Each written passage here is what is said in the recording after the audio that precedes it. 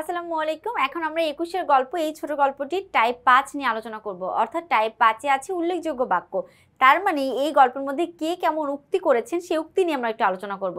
চলো এখান থেকে কেমন ধরনের সহজ সহজ প্রশ্ন আমাদের আসতে পারে সেই সম্পর্কে একটু বলে নিই। প্রথম প্রশ্ন হচ্ছে 50 নাম্বার। 21 এর গল্প নামক ছোট গল্পে এই অবস্থায় কেউ কাউকে চিনতে পারেন না, কেন?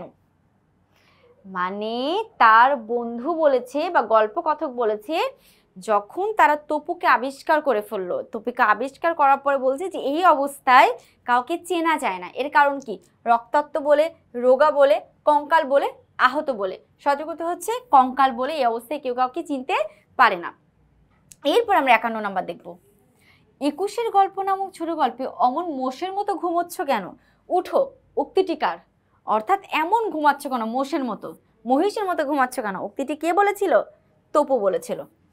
এরপর আমরা দেখব 52 নম্বর প্রশ্ন।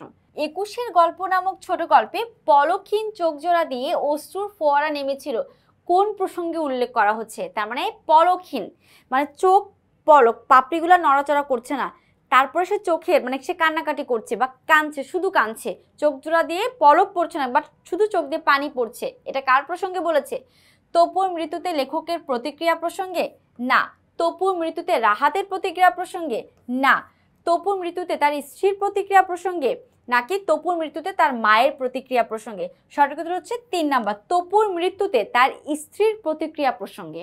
আশা করি তোমরা বুঝতে পেরেছো। উত্তর হবে 3 নাম্বারটা, তার স্ত্রী এইভাবে কেঁদেছিল। 53। 21 এর গল্প নামক ছোট গল্পে পলকহীন চোখ জোড়া দিয়ে অশ্রুর ফোয়ারা নেমেছিল তার, এখানে কার কথা বলা হচ্ছে?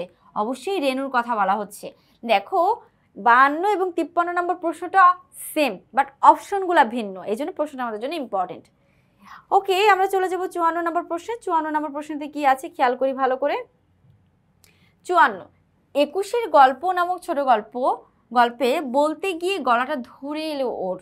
এখানে ওর বলতে কাকে বোঝানো হয়েছে? তপুকে, লেখককে, রেনুকে, রাহাতকে। যখন রাহাত তার বন্ধুকে নিয়ে কিছু বলতে গেল, অর্থাৎ যখন তপুর কঙ্কালটা আবিষ্কার করা হলো বা এলো, তখন রাহাত কিছু বলতে গিয়ে তার গলাটা ধরে এলো, তার মানে এখানে উত্তর হবে রাহাত। তো এইভাবেই আমরা আমাদের সহজ করে উল্লেখযোগ্য বাক্য থেকে কেমন ধরনের প্রশ্ন আসতে পারে সেটা তোমাদের সঙ্গে শেয়ার করলাম। আশা করি তোমরা সকলে বুঝতে পেরেছো। আজকের মতো এখানে, আল্লাহ হাফেজ, আসসালামু আলাইকুম।